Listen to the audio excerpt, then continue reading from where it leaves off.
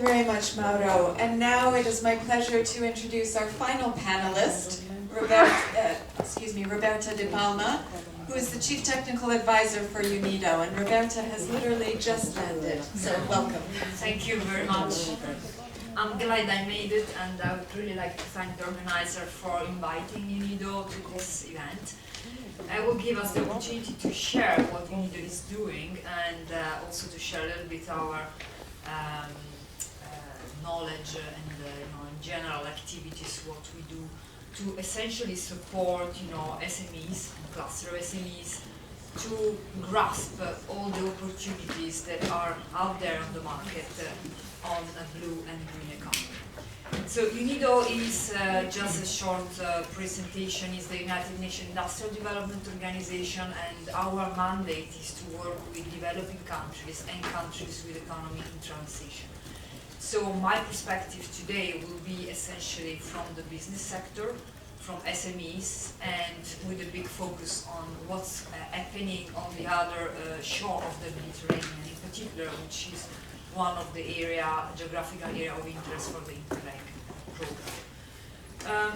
I'm currently responsible for a regional program called SwitchMed that is funded by DGNIR and is implemented by UNIDO together with UN Environment and CPRAC. So under the framework of this regional program, we are trying to help SMEs and in general also the whole business sector to move forwards in the direction of green and blue economy. In particular, we are focusing on green economy at the moment. So I'll try to give you a perspective of the opportunities, but also of what are the challenges and the barriers that industries are facing when they are trying to become more green, more sustainable. When we talk about green economy, at least from the perspective of UNIDO, we see some domain, some areas of intervention as those with the most interesting potential. One of them is definitely resource efficiency. The other one is digitalization and industry 4.0. And finally, I'd like to mention, of course, circular economy. So all these concepts that are partly interrelated, they are, all helping, the whole sector to move in this direction. Now, within the framework of the SwitchMed, SwitchMed is a big program that targets 8 countries from Morocco to the Middle East, so including Jordan, Israel, and Palestine.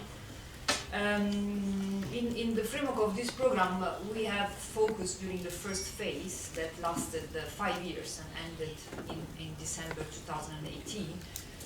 We have been focusing essentially on resource efficiency. So how we can demonstrate that resource efficiency is a business, there is a business case, for companies there. Is it really something that is accessible and brings the benefits to the industry?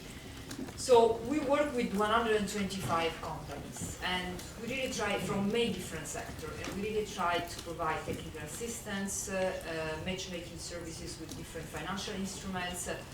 And finally, our experience was that yes, the business case is there. So there are opportunities that are economically attractive for the industries, for them to be able to save water, energy, raw material, and therefore also become less polluting. And all this with economical benefits that would actually make the business case stand by itself. So theoretically, we would be in a position to say that we won't need additional public finance or regulations or policies to promote further the uptake of resource efficiency in the industry.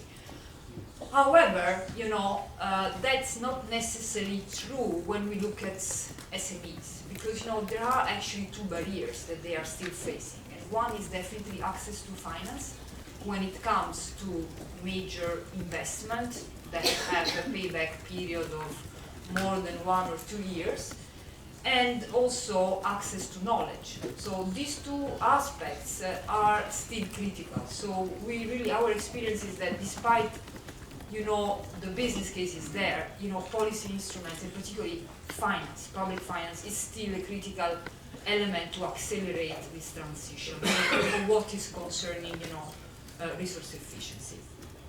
Now, when starting the second phase of Switch Med, we have decided to broaden a bit the scope and look into circular economy. Now, the second phase of Switch Med is just starting, so we will have 4 years ahead where we will focus and try to pilot and see how circular economy business model works in this region.